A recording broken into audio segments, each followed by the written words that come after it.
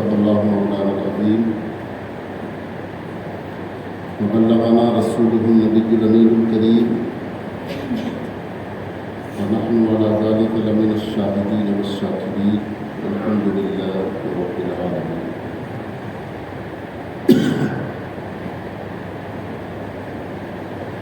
انتہائی عقیدت و احترام،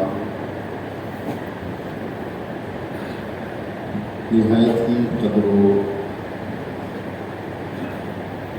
منزلت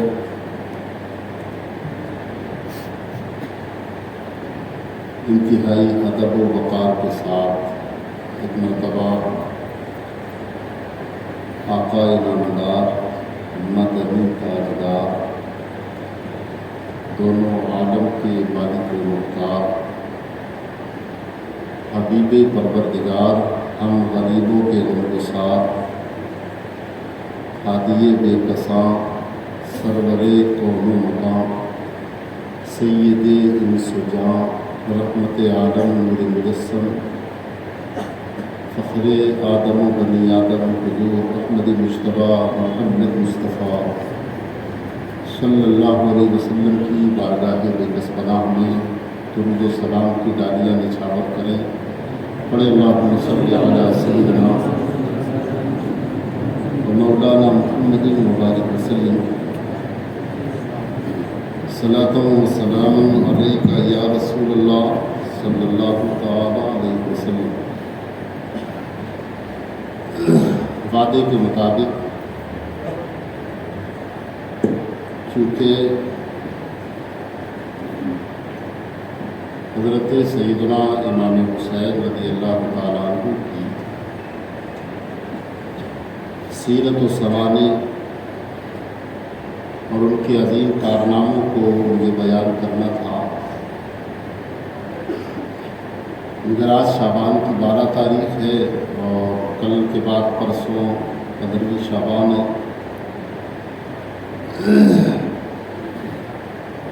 تو میں یہ چاہتا ہوں کہ کچھ ذکر سیدنا امام علی مقام کا کر کے اور کچھ ذکر جو ہے شعبان کی تدبیرات کا بھی کروں اور اس کے روزے اور اس کی عبادات نفلیہ کا کچھ بیان آپ کو بتاؤں تاکہ آپ اس کے مطابق 15 شعبان کی رات میں کچھ عبادت کر لے اور اس کے روزے کی فضیلت کو سن کر اس دن روزہ رکھے.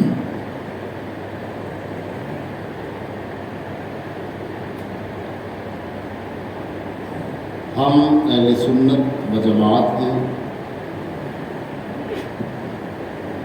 اور ہمارا یہ نشان امتیاز ہے کہ ہم جہاں اہل بیت کی محبتیں اپنے سینوں میں سجاتے ہیں وہیں صحابہ کی محبتوں سے ہمارے سینے روشن و منور ہیں. ہم صرف اہل بیت کی محبت کا دم نہیں بھرتے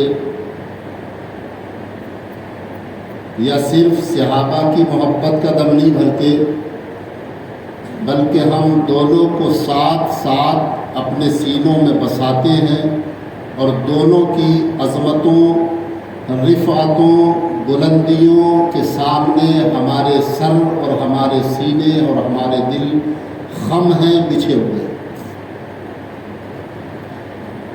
جو لوگ اہل بیت کی محبت کا نام لے کر صحابہ پر جو ہے نشانے داغتے ہیں، صحابہ کو طعن و تشنیع کا نشانہ بناتے ہیں، ان کو رافضی کہا جاتا ہے. اور جو صحابہ کرام کی عظمتوں کو، صحابہ کرام کی عظمتوں کا نام لے کر اہل بیت پر نشانہ داغتے ہیں، اس جماعت کا نام خارجی ہے. تو نہ ہم رافضی ہیں اور نہ ہم خارجی ہیں، ہم اہل سنت ہیں اور اہل سنت جو ہیں وہ مسلک اعتدال پر ہیں. نہ ان کے یہاں افراط ہے نہ ان کے یہاں تفریط ہے. اور اسلام جو مذہب ہے یہ بین بین ہی ہے، نہ اس میں دین موسوی کی طرح سختیاں ہیں اور نہ دین عیسوی کی طرح آسانیاں ہیں۔ صاحب نور الانوار نے نور الانوار کے خطبے میں جب اس کا اختتام کیا تو انہوں نے یہی کہا کہ ہمارا مذہب جو ہے وہ درمیانہ، اور آقا کریم صلی اللہ علیہ وسلم نے بھی حدیث میں فرمایا خیر الامور اوسطها، ہر چیز میں درمیانہ بہتر ہوتا۔ حضرت موسیٰ علیہ السلام کے دین میں کیا سختیاں تھیں کہ اگر کپڑے پر نجاست لگ جاتی تھی تو اس کو دھو کر پاک نہیں کیا جا سکتا تھا، بلکہ حکم تھا کہ اتنے حصے جس پر نجاست لگی ہو اس کو کاٹا جائے، وہ کاٹ کے پاک ہوتا تھا کپڑا۔ اب یہ سختی تھی نہیں تھی۔ حضرت عیسیٰ علیہ السلام کے دین میں یہ آسانی کہ اگر کپڑے پر نجاست لگ جائے تو نہ اس کو کاٹنے کی ضرورت ہے نہ اس کو دھونے کی ضرورت ہے، بغیر دھوئے اپنی عبادت کر لیجئے، آپ کی عبادت کامل ہو جائے گی، آپ کی عبادت مکمل ہو جائے گی۔ اسلام جب آیا تو اس نے نہ تو نجاست لگنے پر کپڑا کاٹنے کا حکم دیا اور نہ نجاست لگنے پر بغیر دھوئے عبادت کا حکم دیا، بلکہ فرمایا اس کے بین بین یعنی اس کے بیچ کا راستہ اختیار کرو کہ کپڑے پر اگر نجاست لگ جائے، بدن پر اگر نجاست لگ جائے، کپڑے پر نجاست لگے تو اس کو کاٹ دیا، بدن پر لگ گئی تو اس کو کیا کیا جائے گا؟ سوچو۔ اس لیے اسلام جو ہے وہ بین بین یعنی درمیانی بات کا حکم دیتا ہے کہ اگر کپڑے پر یا بدن پر نجاست لگ جائے تو اس کو کاٹنے کی ضرورت نہیں ہے اور بغیر دھوئے عبادت کرنے کی بھی ضرورت نہیں ہے۔ کپڑے پر اگر نجاست لگ جائے تو اسے ایسے بھی نہ چھوڑو اور کاٹو بھی مت، بیچ کا راستہ اختیار کر لو کہ اسے دھو کر پاک اور صاف کرو اور پھر اسے پہن کر عبادت کرو۔ تو ہم نہ تو رافضی ہیں کہ اہل سنت کے نام پر صحابہ کو گالیاں دے یا ان کو طعن و تشنیع کا نشانہ بنا، اور نہ ہم خارجی ہیں کہ صحابہ کی کشتی میں بیٹھ کر اہل بیت پر نشانہ داغے۔ ایک شیعہ کو میں نے ابھی سنا،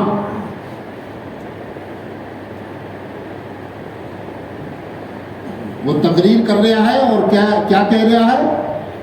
کہہ رہا حسین کو شہید کرنے والے اور اہل بیت پر ظلم و ستم کرنے والے کوئی اور نہیں ہے بلکہ وہ جنہیں سنی صحابی کہتے ہیں ان کی اولادیں ہیں، اور نام گنا رہا، سمجھ رہے ہیں آپ؟ نام گنایا، اس نے کہا معاویہ کی اولاد یزید، سمجھ رہے ہیں آپ؟ حضرت عمر بن سعد، وہی حضرت سعد ابن ابی وقاص کا بیٹا عمر بن سعد کو کہا کہ عمر بن سعد حضرت سعد ابن ابی وقاص کا بیٹا، اور اس نے کئی نام گنائے، میں زیادہ تفصیل میں جانا، تو کہتا ہے کہ اہل بیت پر ظلم و ستم کرنے والے صحابہ کی اولاد ہیں، لہذا اگر اولاد اہل بیت پر ظلم و ستم کرے گی تو نشانہ صرف اولاد کو نہیں بنایا جائے گا بلکہ ان کی تربیت کرنے والے ان کے ماں باپ کو بھی بنایا جائے گا، کہ انہوں نے ایسی تربیت کی کہ اہل بیت پر ظلم کرو۔ سمجھ رہے ہیں؟ ہاں، اور آج کر رہے ہیں، دیکھو فرقے یہ وہ اپنوں ہی میں سے نکلتے چلے جا رہے ہیں، آدمی تصور نہیں کر سکتا اس کا۔ سمجھ رہے ہیں آپ؟ حالانکہ اگر میں یہ کہوں تو بالکل بیجانی ہوگا، اس منبر پہ بڑی ذمہ داری کے ساتھ بول رہا ہوں میں کہ امام حسین کے ساتھ دھوکہ کرنے والے اور امام حسین کو دھوکے سے کوفہ بلانے والے کوئی اور نہیں ہے بلکہ یہی رافضی ہیں، جو آج ان کی محبت کے نام پر سینے کوٹتے ہیں، چاقو چھریاں چلا کر اپنے بدن زخمی کرتے ہیں، اور کل ان کی شہادت کو جو ہے عملی جامہ پہنانے والے یہی شیعان علی تھے جن کو آج رافضی کہا جاتا ہے۔ سمجھ رہے ہیں آپ؟ اگر یہ ساتھ دیتے تو نہ یزید کا وار چلتا، نہ ابن زیاد کا وار چلتا، نہ عمرو بن سعد کا وار چلتا، لیکن 40,000 وہ رافضی جو حضرت امام مسلم کے پیچھے بیعت کر کے کھڑے ہو کے نماز پڑھتے تھے، لیکن اتنے ڈرپوک نکلے کہ ایک ہی دھمکی میں ابن زیاد کی سب حضرت مسلم کا ساتھ چھوڑ کے چلے گئے۔ یہی محبت ہے۔ آج سینوں کو زخمی کر رہے ہو، ان کے نام پر جو ہے سینے کوٹ رہے ہو اور ہائے حسین کا نعرہ لگاتے ہو۔ کل امام حسین کو بلا کر 150 خطوط لکھنے والے آپ تاریخ پڑھیں، آپ جو ہے ابن جریر طبری کی تاریخ پڑھیں، تاریخ طبری، آپ جو ہے علامہ ابن خلدون کی تاریخ پڑھیں، سمجھ رہے ہیں آپ؟ تاریخ ابن خلدون، آپ جو ہے علامہ ابن کثیر کی تاریخ پڑھیں، البدایہ والنہایہ، علامہ ذہبی کی پڑھیں آپ، ابن اسیر، دیگر تاریخیں پڑھیں آپ، حتیٰ کہ مروج الطحب جو شیعہ ہے جس کا لکھنے والا، سمجھ رہے ہیں، تاریخ یعقوبی پڑھیں۔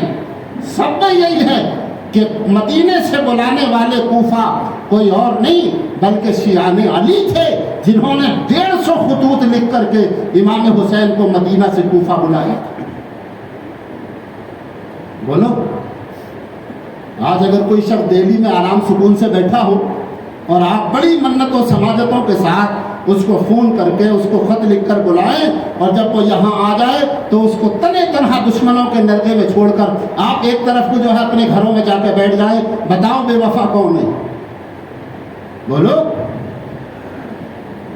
ہم یہ کہتے ہیں کہ عمرو بن سعد ہو یا ابن زیاد ہو مرجانہ کا بیٹا، یا حضرت امیر معاویہ کا بیٹا یزید ہو، اگرچہ انہوں نے بھی ظلم و ستم کیے ہیں، لیکن ان کے ظلم و ستم کو کرانے والے وہی کوفے کے وہ شیعان علی تھے، اور وہی کوفے کے رافضی تھے کہ جنہوں نے ان لوگوں کے لیے راستے ہموار کیے۔ بہرحال میں زیادہ تفصیل میں جانا نہیں چاہتا، لہذا یزید کو ہم اچھا نہیں کہتے، فتاوی رضویہ شریف پڑھ لو۔ عمرو بن سعد کو ہم اچھا نہیں کہتے، ابن زیاد کو کس نے اچھا کہا؟ ہم تو ان کے ان کارناموں کو خلاصہ کے طور پر بیان کرتے ہیں، کھل کے بیان کرتے ہیں تاکہ لوگ سمجھیں، اور ایسا بھی نہیں ہے انہیں اپنے کارتوتوں کی سزائیں اس وقت مل بھی گئیں۔ یزید کو کیا سزا نہیں ملی اپنے کارتوت کی؟ کہ ابن زیاد کو اپنے کرتوت کی سزا نہیں ملی؟ کیا عمرو بن سعد کو اپنے کرتوت کی سزا نہیں ملی؟ سب کو اسی وقت سزائیں مل گئیں۔ ماں بعد کربلا جس کتاب کا نام ہے، آپ اس کو پڑھیں، سب کی تفصیل موجود ہے کہ جس نے امام حسین کے ساتھ اگر ذرا سا بھی کوئی مطلب یہ ہے کہ وہ کیا تھا، ذرا سا بھی کوئی دھوکہ فریب کیا تھا تو اسے اس کی سزا ضرور ملی۔ ایک شخص جب یہ تذکرہ ہو رہا تھا تو اس نے کہا میں نے امام حسین کے ساتھ فلاں کام کیا تھا لیکن مجھے آج تک کوئی سزا نہیں ملی۔ مجھے یہ معلوم، یہ لوگ تذکرہ کر رہے تھے کہ امام حسین کو لوگوں نے بلایا، اور بلانے کے بعد اس بے دردی کے ساتھ کربلا کے میدان میں ان کے ساتھ بے وفائی کر کے ان کو شہید کرایا، لیکن سب کو عبرتناک سزائیں ملی۔ تو وہ کیا بولا کہ سب کو ملی ہوں گی پر مجھے ابھی تک کوئی سزا نہیں ملی، یہ کہا۔ اور جب وہ اٹھا تو اٹھنے کے بعد گھوڑے پہ سوار ہوا، اور گھوڑے پہ سوار ہونے کے بعد گھوڑا جب اس کو لے کر بھاگا تو گھوڑے کی پیٹھ سے گرا، پاؤں رکاب میں پھنسا، گھوڑا اس کو لے کے بھاگتا رہا، یا لتش پیاس پیاس پکارتا رہا، حتیٰ کہ اسی عالم میں گھوڑا رکا نہیں، اور اس کو لے کر کے ایسا بھاگا کہ جب تک وہ مر نہیں گیا گھوڑا رکا نہیں۔ ان کا حال تو یہ تھا، یزیدی ہوں یا ابن زیادی ہوں یا دوسرے لوگ ہوں جنہوں نے امام حسین کے ساتھ بے وفائی کی، انہوں نے سب نے اپنی سزائیں دنیا ہی میں دیکھ لی، آخرت کی سزا کا علم اللہ کو ہے کہ وہ کیا ہو۔ بہرحال وہ امام حسین کے نام پر یا اہل بیت کے نام پر کوئی اگر آپ کو گمراہ کرنے کی کوشش کرے صحابہ سے، کوئی اگر آپ کو صحابہ سے ہٹانے کی کوشش کرے یا صحابہ کرام کی شان میں گستاخی کرنے کی کوشش کرے، فوراً آپ اس سے علیحدہ ہو جائیے، کیونکہ جو صحابہ کا گستاخ ہے وہ اہل بیت سے محبت کرنے والا کبھی ہو ہی نہیں سکتا، اس لیے کہ اہل بیت کی محبت کا نام محبت صحابہ ہے، اور صحابہ کی محبت کا نام محبت اہل بیت۔ ہاں، اب رہی یہ بات کہ جب کوئی کام ہونے کو ہوتا ہے تو سارے اسباب وہی بنتے ہیں۔ سمجھ رہے میری بات؟ تھوڑا سا اس کو بھی دیکھیں۔ امام حسین کی ولادت ہوئی ہے 5 شعبان المعظم 4 ہجری میں۔ کتنے؟ 5 شعبان، اسی تاریخ کو 5 شعبان کو، یعنی 5 شعبان سن 4 ہجری میں ولادت ہوئی، اور 10 محرم الحرام سن 61 ہجری میں امام حسین کی شہادت ہوئی۔ 56 یا 57 سال کی آپ کی عمر ہوئی۔ کتنی؟ 56 سال اور کچھ مہینے، 57 سال لگا لو۔ جو لوگ جب سال شروع ہو جاتا ہے تو مورخین کے دو طریقے ہیں اس میں۔ بہت سے لوگ اسے بالکل نہیں لگاتے، اور بہت سے لوگ سال شروع ہو کر پورا سال لگاتے ہیں۔ تو 56 یا 57 امام حسین کی شہادت ہوئی ہے 56 سال کی عمر میں، اور اللہ کے رسول صلی اللہ علیہ وسلم نے ان کی شہادت کی خبر دے دی ہے 2 سال کی عمر میں۔ کب دی ہے؟ بلکہ اس سے بھی پہلے۔ ہاں، امام حسین گود میں ہے کہ اللہ کے رسول نے ان کی شہادت کی خبر دے دی ہے۔ سمجھ رہے ہیں آپ؟ حضرت ام الفضل جو چچی ہے سرکار کی، کون ہے؟ سرکار کی سگی چچی حضرت عباس رضی اللہ تعالیٰ عنہ، جو صحابی رسول ہیں اور سرکار صلی اللہ علیہ وسلم کے چچا ہیں سگے، حضرت عبد المطلب کے بیٹے جناب، ان کی بیوی ہیں حضرت ام الفضل۔ رشتے میں صحابہ اور اہل بیت کے درمیان اگر رشتے بتاؤں تو آپ تعجب میں پڑ جائیں گے۔ آج جو لوگ اہل بیت کا نام لے کر صحابہ کو نشانہ لگا رہے ہیں، صحابہ کو نشانے لگ رہے ہیں، ان کی آپس کی رشتہ داریاں اگر دیکھیں گے آپ تو آپ حیرت میں پڑ جائیں گے۔ ہاں، کسی اور موقع سے میں آج ان کی رشتہ داریاں بتاؤں گا۔ حضرت امام جعفر صادق رضی اللہ تعالیٰ عنہ، جن کو یہ اپنا امام مانتے ہیں، پہلے امام، 12 اماموں میں سے ایک امام ہے شیعوں کے، سمجھ رہے ہیں؟ شیعوں نے اپنا امام، حالانکہ امام تو اہل سنت کے۔ ہاں، حضرت سیدنا صدیق اکبر رضی اللہ تعالیٰ عنہ کی پڑ پوتی کے بیٹے ہیں۔ ہاں، اندازہ لگائیے آپ۔ تو اگر صحابہ اور اہل بیت میں ایسے ہوتی تو رشتہ داریاں ہوتی؟ بولو، میری اور آپ کی دشمنی ہو تو رشتہ داری کروں گا میں آپ سے؟ آپس میں جن لوگوں کی دشمنی ہوتی ہے ان کی رشتہ داریاں نہیں ہوتی ہیں۔ پتہ چلا کہ ان کی آپس میں محبت تھی۔ اور پھر حضرت امیر معاویہ کو حضرت امام حسن نے اپنی رضامندی کے ساتھ خلافت سپرد کی تھی۔ ارے یار، کسی نے کوئی ان پر زور ڈالا تھا؟ کوئی دباؤ دیا تھا امام حسن کو؟ نہیں۔ امام حسن رضی، اور اللہ کے حبیب علیہ الصلوۃ والسلام نے پہلے ہی فرما دیا تھا کہ میرا یہ بیٹا ھذا ابنی سید، میرا یہ بیٹا سردار ہے۔ اللہ تعالیٰ اس کے ذریعے سے مسلمانوں کے 2 گروہ میں صلح پیدا فرمائے۔ بچپن میں نبی اس کی بشارت دے رہے ہیں۔ حضرت امام حسن نے وہی قول مصطفیٰ نبھایا، اور حضرت امیر معاویہ سے جب دیکھا کہ معاملہ بن نہیں پائے گا تو حضرت امیر معاویہ کو برضا و رغبت اور بخوشی خلافت جو ہے ان کو سپرد فرما دیا۔ 1 لاکھ روپے سالانہ وظیفہ حضرت امام حسن رضی اللہ تعالیٰ عنہ کا طے ہوا کہ امیر معاویہ 1 لاکھ سالانہ جو ہے حضرت امام حسن کو دیا کرے۔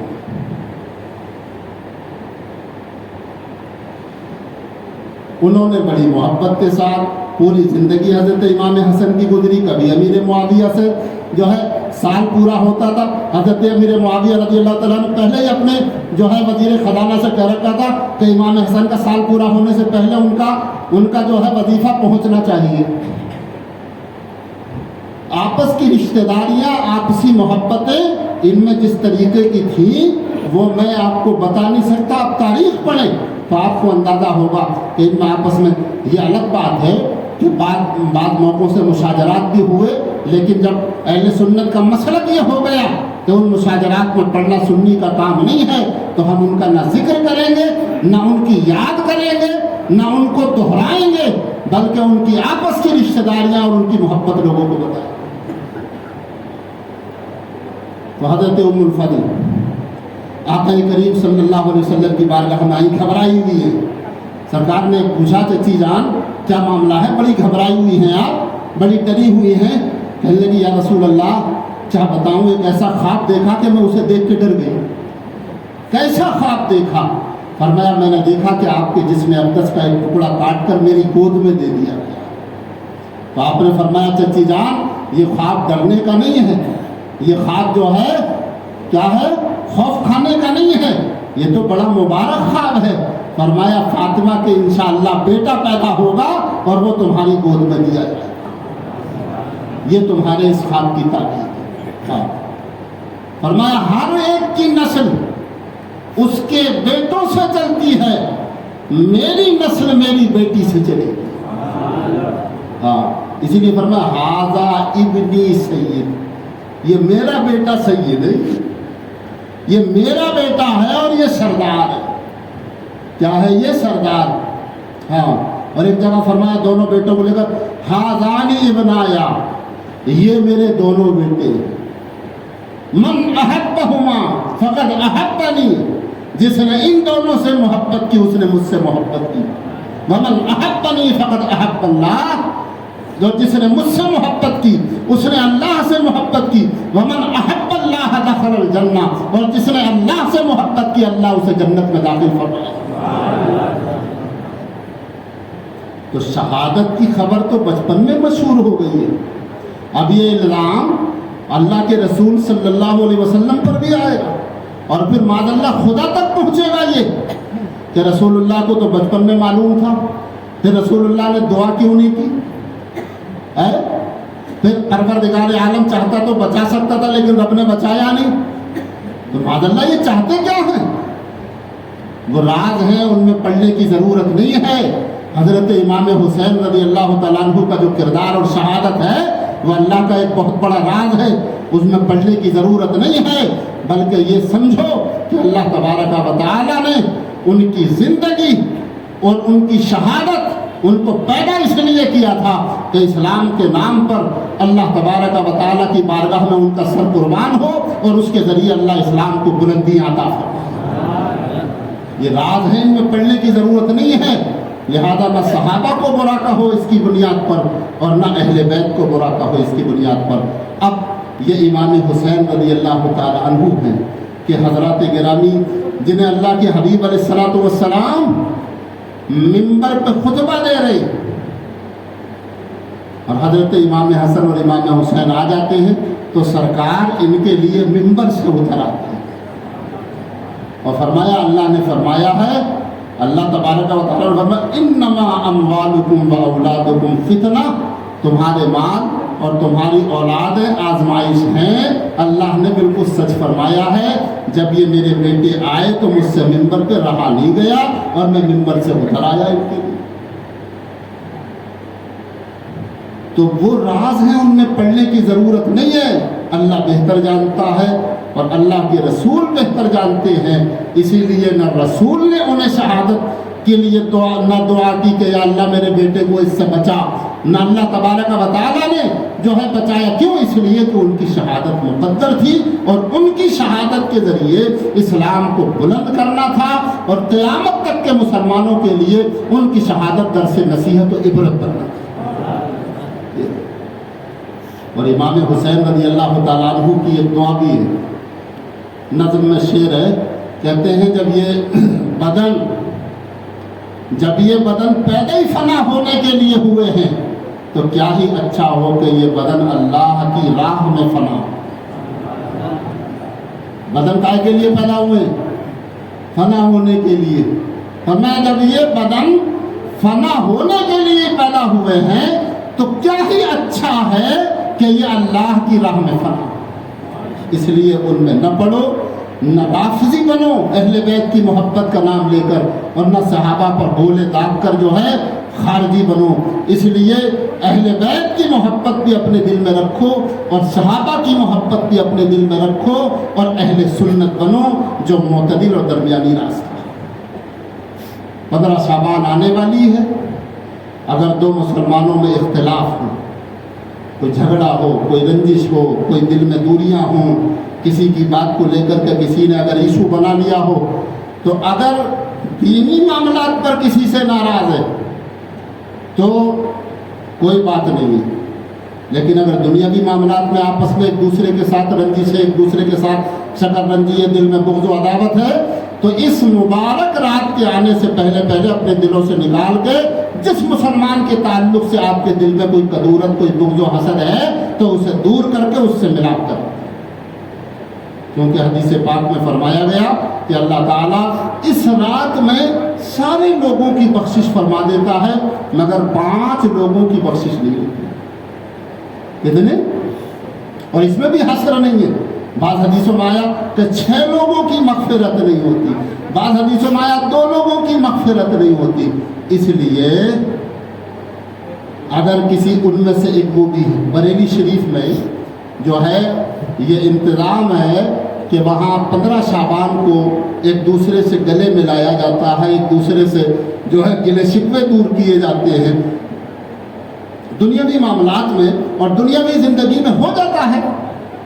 دل یہ ضروری نہیں کہ ہر ایک سے برابر ملا ہوا ہو، کبھی کبھی نہ کسی بات پر جو ہے آدمی کے دل میں کوئی بات پیدا ہو جاتی ہے، لیکن سچا انسان وہ ہے، پکا مسلمان وہ ہے، سیدھا مسلمان وہ ہے، جنتی مسلمان وہ ہے جو اپنے دل میں بغض و عداوت نہ رکھے، بلکہ اگر دل میں کوئی بات آئے تو اس کا اظہار کر دے زبان سے۔ اگر کوئی اظہار کرے تو لوگ کہتے ہیں یہ بڑے منہ پھٹے ہوئے، ہر بات منہ پہ کہہ دیتے ہیں، تو کیا دل میں رکھیں؟ دل کو ناپاک کرتے رہیں، اس کی بغض و عداوت کو زبان سے نکال کے باہر کرو۔ دل آئینے کی طرح صاف رکھو۔ جن لوگوں کے دل آئینے ہوتے ہیں اللہ تبارک و تعالیٰ کی تجلیوں کا اثر انہی دلوں پر ہوتا ہے۔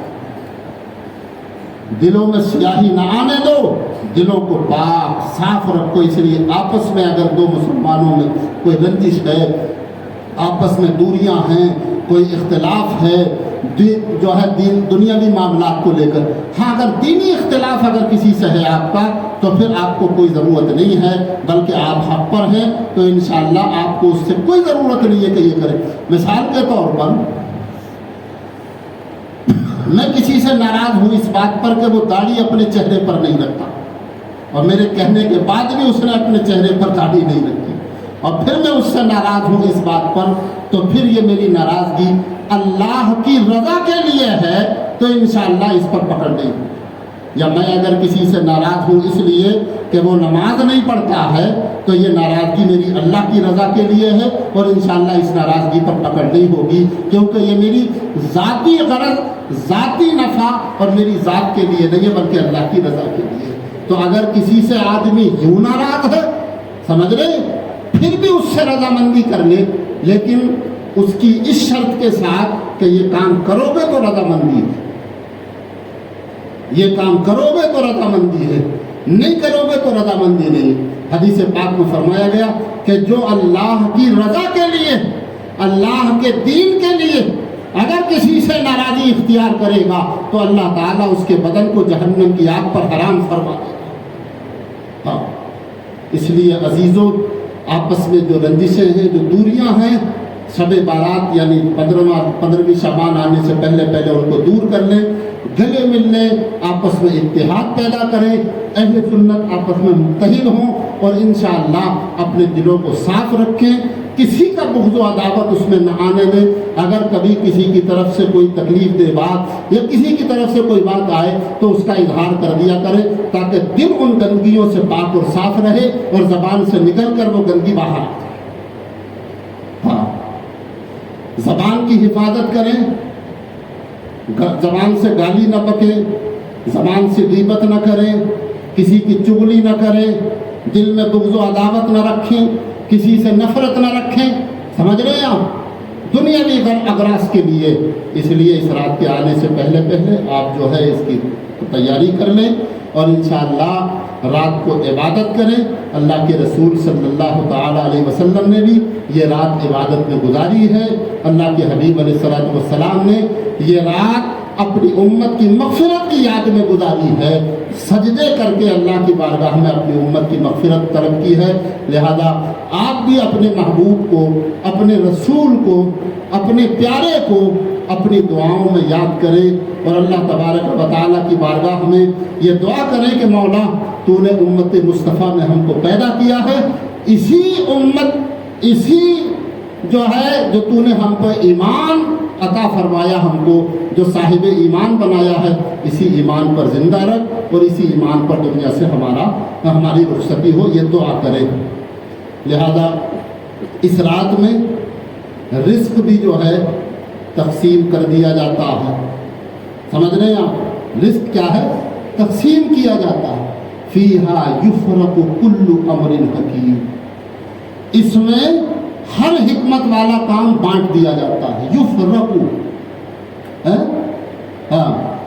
افرق یفرق افراق، اسی سے مضارع مجہول ہے. یفرق، بانٹ دیا جاتا ہے، تقسیم کر دیا جاتا ہے.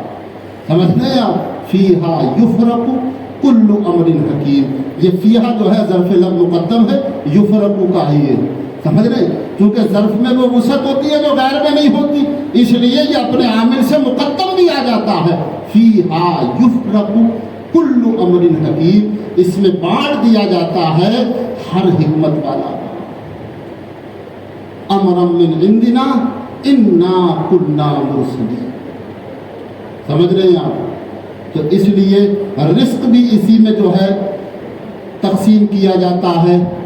کسے سال بھر زندہ رہنا، سال بھر کا رزق اس میں دے دیا جاتا ہے. کسے زندہ رہنا ہے زندوں کی لسٹ میں، کسے مردہ رہنا ہے مردوں کی لسٹ میں. علامہ صاحب النورانی قائد اہل سنت کہ جس وقت بڑے دشمن تھے لوگ، تو حکومت نے کہا کہ آپ جو ہے سیکورٹی گارڈ رکھ لیجیے اپنے ساتھ میں، اس لیے کہ بڑے دشمن ہیں آپ کے، بڑے معاملات ہیں، لہذا کبھی کوئی آپ پر حملہ کر دے تو کون بچائے گا. تو آپ نے فرمایا ہماری زندگی اور موت کی لسٹ 15 شعبان کو تیار ہوتی ہے. اگر 15 شعبان میں زندوں کی لسٹ میں لکھا گیا تو دنیا کی کوئی طاقت مجھے مار نہیں سکتی، اور اگر 15 شعبان کی لسٹ میں مجھے مردوں میں شمار کر دیا گیا دنیا کی کوئی طاقت بچا نہیں سکتی. ہمارا اس پہ یقین ہے، دنیاوی سیکورٹی گارڈوں پر ہمارا کوئی یقین نہیں ہے.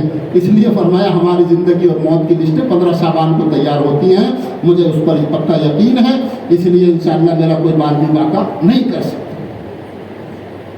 اللہ تبارک و تعالیٰ سے دعا کیجیے، اللہ تبارک و تعالیٰ سے اس رات میں خیر مانگیے، اللہ سے جو ہے عافیت مانگیے، اللہ تبارک و تعالیٰ سے مغفرت مانگیے، کیونکہ اللہ تبارک و تعالیٰ اس رات میں آسمان دنیا پر تجلی فرماتا ہے اور کہتا ہے کوئی رزق کا طلب کرنے والا کہ میں اسے رزق دوں، ہے کوئی عافیت کا طلب کرنے والا کہ میں اسے عافیت دوں، ہے کوئی مغفرت کا طلب کرنے والا کہ میں اسے مغفرت دوں.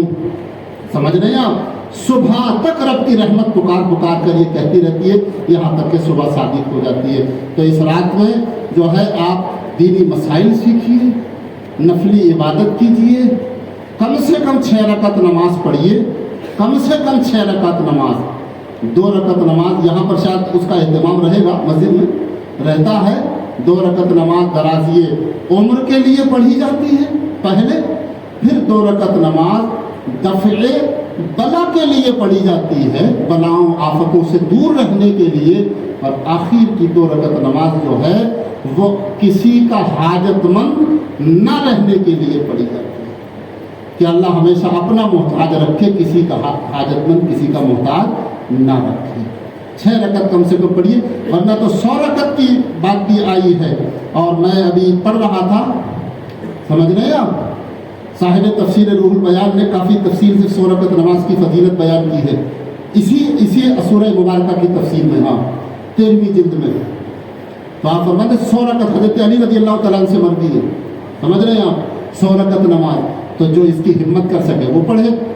उसका तरीका यह है 2-2 करके 50 बार में नियत बांधनी है, और 1 मरतबा सूरह फातिहा के बाद 11 मरतबा हर रकत में कुल पढ़ना है। जो उसकी हिम्मत कर सके वो करे, इंशाअल्लाह 100 साल के गुनाह भी होंगे अल्लाह माफ़ करे। हज़रत मौला अली का वादा है। तो जो हिम्मत कर सके वो ये पढ़े, और जो लोग मतलब कमज़ोर हैं या मतलब बूढ़े हैं, इतनी हिम्मत नहीं कर पाएंगे, 6 रकत पढ़ लें, उतने ही काफ़ी है। दिन में रोज़ा रखें, रात को नवाफिल पढ़ें, दीनी जलसा हो। ख़ास कर हमारे यहाँ 15 शाबानुल मुअज़्ज़म यानी 14 शाबानुल मुअज़्ज़म की रात यानी 15 शाबानुल मुअज़्ज़म को हमारे यहाँ अहले सुन्नत व जमात की एक अजीम शख्सियत, जिनको हबीबी सरकार के नाम से भी आप लोग जानते, आप सब जानते हैं उन्हें, समझ रहे हैं, शहजादा हज़रत आमिर कलीमी अलैहिर्रहमा, हज़रत हबीबी सरकार हमारे यहाँ तशरीफ़ ला रहे हैं, और आप उनका बयान सुनेंगे और इंशाअल्लाह महजूज होंगे। ज़िम्मेदारान से उनकी बात हो चुकी है, इंशाअल्लाह वो आएंगे। मैं ज़िम्मेदारों के कहने पर ही ऐलान करता हूँ। वैसे भी दरमियान में हज़रत जो है उम्रे को तशरीफ़ ले जा रहे थे, तो शायद कुछ मामला ऐसे रहे, लेकिन इंशाअल्लाह आएंगे। कल ज़िम्मेदारों ने बताया कि इंशाअल्लाह आएंगे, और आप उनकी तकरीर सुनें, और उसके बाद अपनी इबादत करें, रियाजत करें। उस रात कब्रस्तान की ज़ियारत ज़रूर करें, कब्रस्तान में जाएं, और जाने के बाद अपने मुर्दों के लिए कुछ ना कुछ पढ़कर सूरह यासीन पढ़ें, सूरह दुखान पढ़ें, सूरह रहमान पढ़ें, सूरह मुल्क पढ़ें, समझ रहे हैं आप, सूरह वाक़िया पढ़ें। और ये पढ़ करके, या जिन्हें इतनी बड़ी सूरतें याद ना हो, छोटी छोटी सूरतें पढ़ करके उनको याद जो है बख्श दें। और जिसके कुछ भी याद ना हो, सुबहानल्लाहि व बिहम्दिही सुबहानल्लाहिल अज़ीम 300 मरतबा पढ़ करके अपने मुर्दों को बख्श दे। हदीसों में आया है कि जो 300 मरतबा इस कलमे को पढ़कर अपने बुजुर्गों को बख्शेगा, अल्लाह ताला ज़माने भर के मुर्दों के बराबर उसके बुजुर्गों को सवाब अता फरमाएगा। 300 मरतबा सुबहानल्लाहि व बिहम्दिही सुबहानल्लाहिल अज़ीम। ये कलमा जो है बुखारी की आखिरी हदीस है ये। हाँ, कलिमताने हबीबतान, और क्या है, खफीफतान अलल लिसान सकीलतान फिल मीज़ान सुबहानल्लाहि व बिहम्दिही सुबहानल्लाहिल अज़ीम। ये बुखारी की आखिरी हदीस है, और इसी पर जो है ख़त्म बुखारी भी होता है, समझ रहे हैं आप। लेकिन मैं तफसील में नहीं जाऊँगा, बल्कि ये समझ लीजिए सुबहानल्लाहि व बिहम्दिही, इसमें तस्बीह भी है अल्लाह की, और उसकी हम्द भी है, और उसकी अज़मत भी है।